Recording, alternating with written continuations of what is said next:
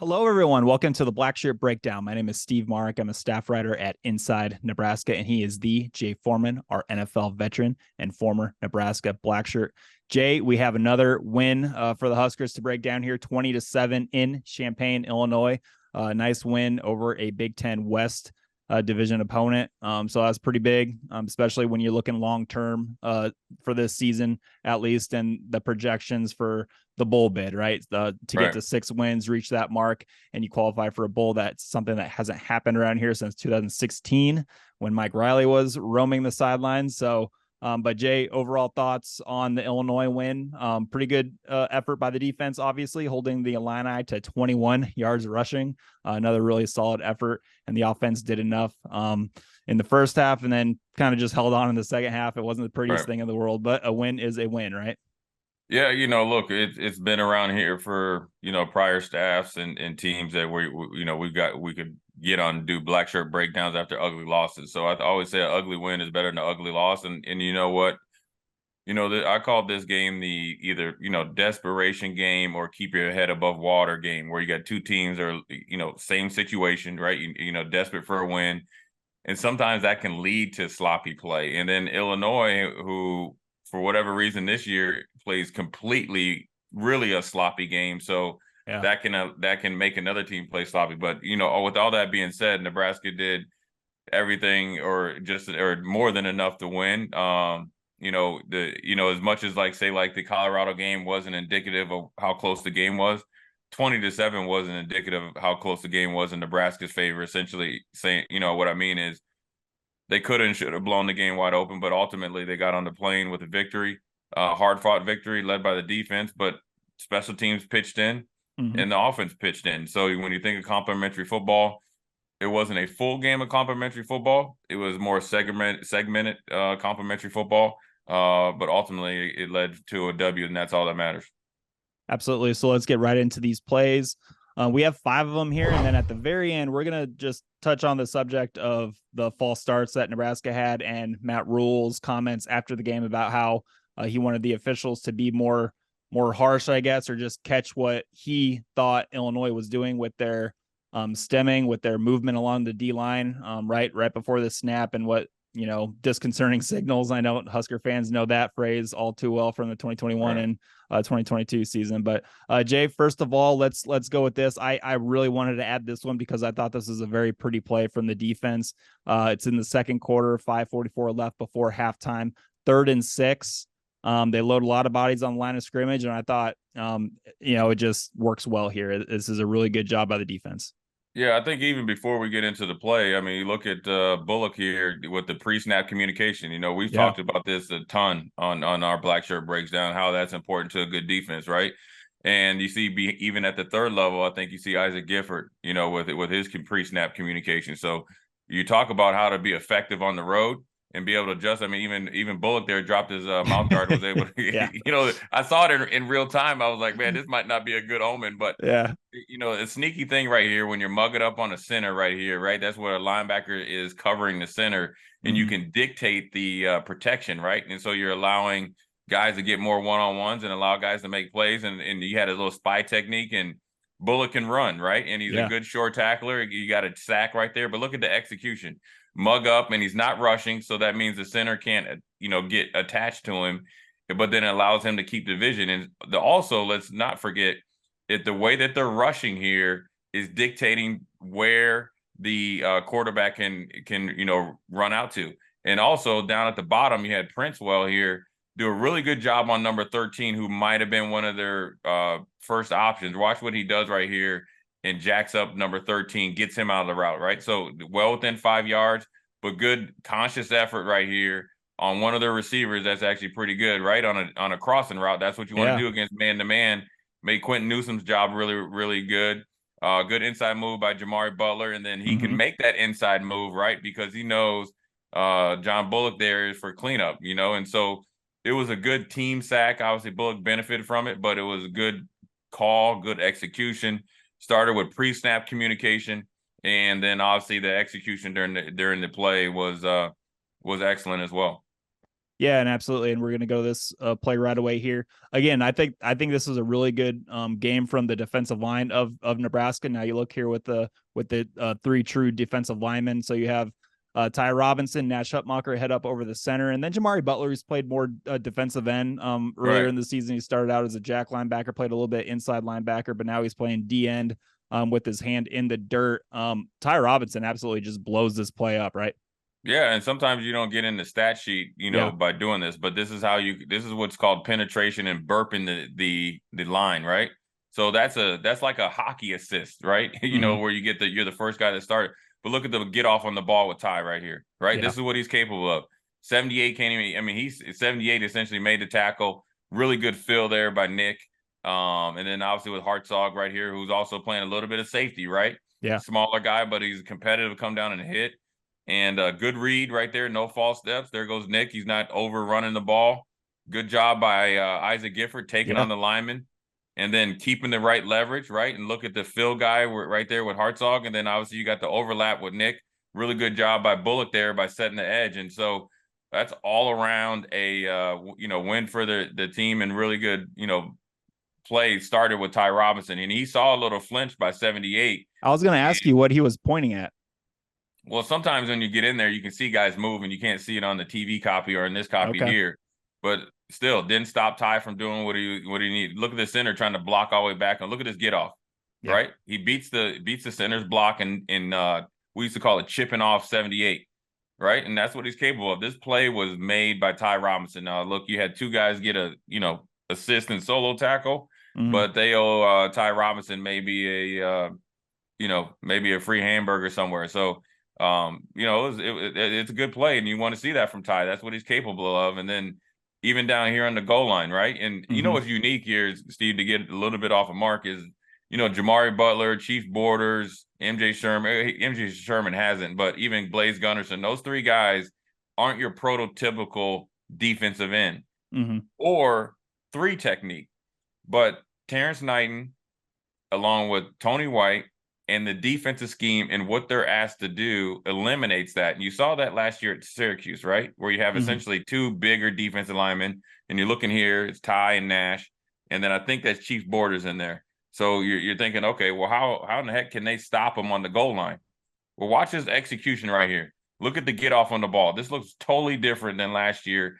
And look how they get off the ball and hold the ground and allow MJ Sherman and those guys to clog it up and stop them on the goal line. I mean, that's what you need right there, right? Look at the leverage and look at the pad level here by MJ Sherman right here, getting in here and getting busy, right? Taking them on, knocks off kind of 66 by winning, filling right there, right? Look at Nick Heinrich right there. And then I think that's Riley Van Poppel, true freshman. Van Poppel, who was actually in there, came and made plays. And then you have I think Chief Borders there on the tight end, right? Yep. And look how he knocks him back, right? Yep.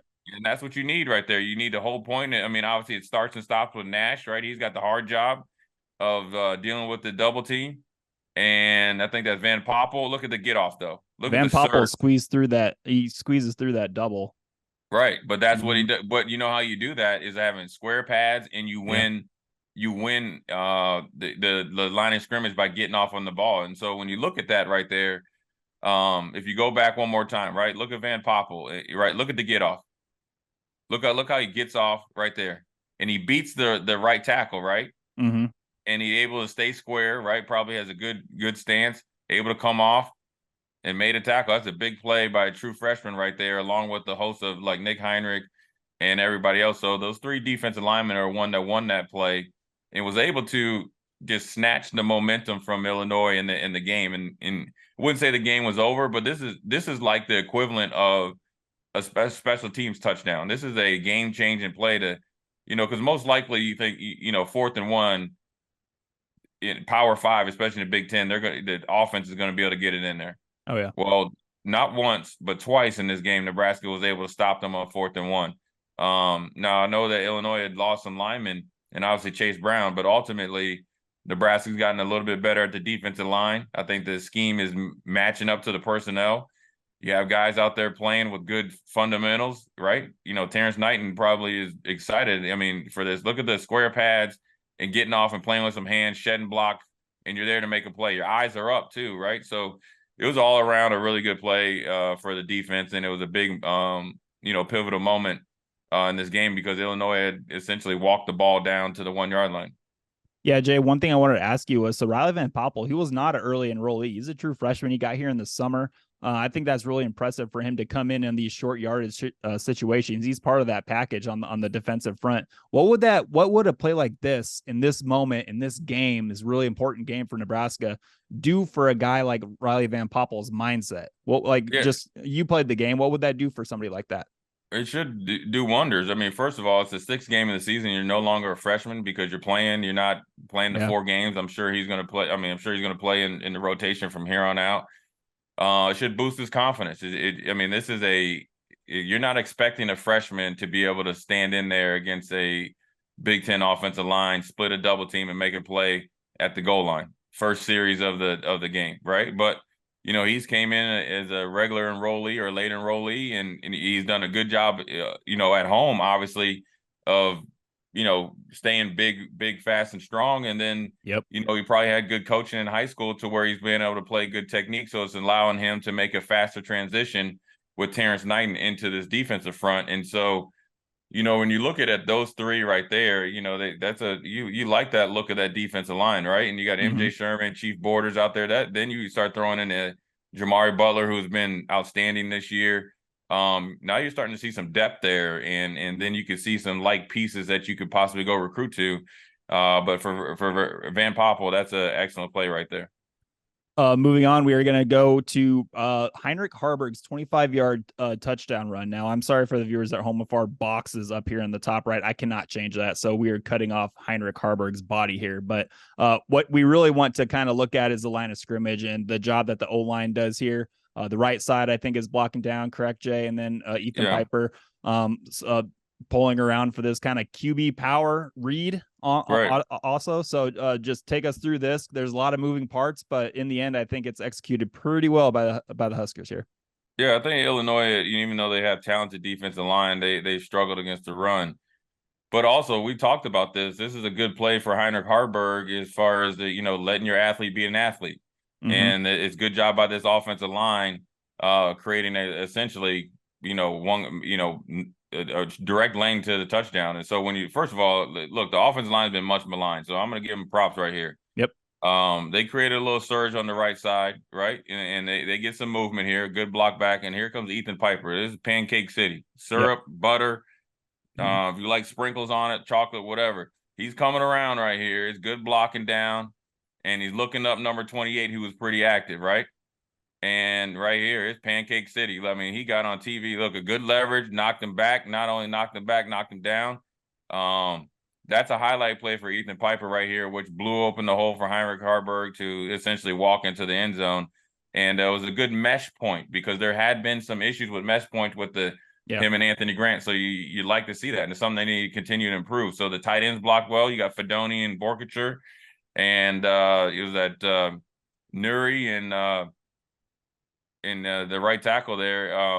They're all Bryce Benhart. I couldn't tell if it was Teddy Prohaska or not, but they're doing all a good job. Look at this. I mean, good read, right? So that's even a plus. So he's reading that unblocked defender at the number 0 right there. Reading number 0. And once he kind of takes Anthony Grant and shows his shoulders to go a little bit 45 degrees towards the Nebraska sideline, he's out of there, and then is led by, look at that explosion there by Ethan Piper right there. I mean, just watch this hit right here.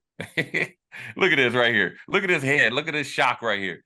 You know what I'm saying? Boom! Right here. I feel like Johnny. Look at that. He's just taking it right on the chin. Look at that right there. Just knocked him back. I would have even liked Ethan Piper just to land on him and just mean mug him in there. But that's a great job by him. And Heinrich Harberg is a pretty fast athlete, so the rest is history. Absolutely, and I know number 3 at the goal line, Illinois' DB. I looked it up, 5'11", 180 pounds. It did not look like he wanted any part of Heinrich Harberg coming at that goal line, and he kind of held up a little bit, but still kind of needed help to get off the field from the trainers. Yeah, he wouldn't. He sometimes when you don't want to hit, you get hit, right? Yeah, so exactly. So you just up there trying to show like you're actually trying to hit, and you end up hurting your shoulder. Boom. He could. Hey man, I don't mean to laugh. I don't No, mean to laugh, I get it. but go back right here and watch watch his shoulder right here. Watch number 3. This is funny though, right? Oh Watch this. yeah. Watch this right here. He's like, yeah, I'm gonna hit him. I'm gonna hit him. Watch his shoulder. It's dead. Yep. And he actually had to get helped off Yeah. the field by trainers because he was holding his right shoulder right on Yeah. that play. So, good play all around. Excellent pancake block by Ethan Piper. He, he's kind of been up and down this season, but it seems like they found something that they like with Ethan Piper and pulling. He's pulled a lot this season. Getting him on the move, probably one of the offensive linemen that moves the best outside of maybe Ben Scott. So, again, Jay, this is another one. I really wanted to add this one because it was a big moment, second quarter, 10-10 on the clock, 4th and 5 conversion here from Heinrich Harberg, and he just pulls out. This is a Heinrich Harberg throw, man. He maneuvers around in the pocket. He finds an angle with his arm that works, and he slings this thing into Alex Bullock, and Bullock comes down with the first down catch. Yeah, it's a crucial part of the game. It's only 3-0. Nebraska, was trying to get on the board, 4th and 5. So, with the wind conditions, you go for it. And number 28 there got good penetration. But Heinrich Harberg here, listen, this is not the coaching tape, but watch how he throws this thing off of one foot. He looks like a ballerina. Watch this. I mean, but you know what? It's on the money. And in the way that he throws it here is actually what you need to do to fit it, right? And one good thing is eyes are up the field, and he's out here just playing, and he's just out here trying his hardest and he's securing the ball. But look what the eyes right there, what he's doing right there. See that? That's a unique throwing motion, but it's something that he's obviously done. But it's on target and on time. And look where the only guy that's going to catch it is Bullock, right? Yeah, absolutely. And let's give Bullock credit as well, right? He had the big drop against Colorado, I think, week 2. Yep. And look, he's came a long way, walk on, earned his scholarship, and he's earned the respect of the coaching staff. And this is a big catch right here. When you go for it on 4th down, you pushing your chips all in. And it was never a doubt that they were going to go for it. And obviously the weather and the wind conditions dictated it. But a good big time catch, big time throw, tight coverage, and he ran the route with enough depth because he knew it was going to be fit in there to get the first down. So it's a huge play, and it doesn't have to look pretty, as we've seen. But as long as it gets the job done, you get that's all that matters right now. And speaking of not looking pretty, those false starts. So I just grabbed 3 of them here, and you can tell if you watch number 28. So he's a linebacker, the middle linebacker at Illinois, and it's going to be a very, very subtle motion, but you can yell him barking out the instructions to the defensive front to when to stem and when to move. And this is something Nebraska got popped, that got called for a false start multiple times in the game. It was obviously on Matt Rule's mind at the post-game podium. I wouldn't say he took a shot at the officials, but he just said that he was disappointed in the officials for what he thought was some illegal activity from Illinois' defense and stemming and trying to, disconcerting signals is a phrase that's been come up in college football the past few years. And I think Matt Rule thought that Illinois shouldn't be doing what it was doing, but they did, and Nebraska got called for some false starts. So let's just, Jay, before we get into this, let's just look at them right now. So right there, Teddy Prochazka got caught. Again, for viewers at home, you're going to have to really, really watch closely here. Yeah, so they stem and they just it's a movement into a different gap or just a little different. I mean, the way it goes, I mean, I've been a linebacker and you do it, and you do stem. And the difference is with Luke Reimer, we're on the road, right? So I'll give the refs a little bit of leeway that on the road, you can hear Luke Reimer a lot clearer than you can hear on the Illinois defender at home, supposedly with the home crowd. But the way that they're stemming is that they're actually trying to, now the one for Donnie, I don't know what he was thinking. They weren't even down set, right? But what they're doing is getting and you do this against offensive lines that have shown the history of jumping off sides, and then also maybe against a young offensive line. So this is the veteran offensive line, but they jumped off sides. So if you go back to the second or the first and second play, look at the first, especially the first play, right? Watch how they're moving. Watch the hands move, right? See, this is where it should have been a call. See that right there? Yeah. See how they're moving their hands? When you stem, you kind of slide when you do it, because we stem guys over there, and so they're trying to make jerky moves right there to get there. So essentially, they're simulating like they're coming off the ball, and so The refs missed these two, the first two. The last one, I think, Fedoni was in the pass route and was probably a little bit too eager to get open. And so and watch this one right here. Watch how they stem, right? See that right there? Number 88, Keith Randolph. Right. Yes. And so, as much as you want to, it's on the refs, but then also you got to have, guys lock in and do it. But, it's something that Illinois was doing. See that right there? Yeah. Johnny stemming? Newton, number 4. Number 4 is the one who got Thomas to go. Right. And so what you're doing, see, watch, you can't right there. You think he's coming, he's moving. So, and I'll actually, this third one is I could, if Fedoni hadn't jumped so early, he gone. Watch this. So, I guess, the third one as well, I think, you could say that, these guys are doing it in a legal way. This isn't the normal movement of a stem. And that's, to be honest with you, it really is on the refs. And this is why Matt Rule was so, I guess, hard on him. Refs watch tape too, right? They have to. So I can almost guarantee you, if you watch tape of Illinois, this is not how they stem to different fronts. Okay. And so you have to be aware of it. And whoever's the crew that does the Illinois games in the future, they're going to have to be aware of it as well, because it's I guess it's illegal and it should have been a penalty on them. When you do it 3 times and they're stemming, there's got to be something to it. It's a direct reflection of doing it. It's not encroachment, but it's simulating like you're into a movement as far as an active play. And they got Nebraska 3 times. Yeah, and that was something that Rule actually said he called. I think he said he called the Big Ten office either before the game or after the game, something like that, to talk about this issue, because I think he had seen it on film. Probably, yeah. Yeah, and just whatever happened in the game, and the refs weren't calling it. They were letting Illinois do it. So whatever it is, it happened. But Nebraska was the one that flew home with the win, 20-7.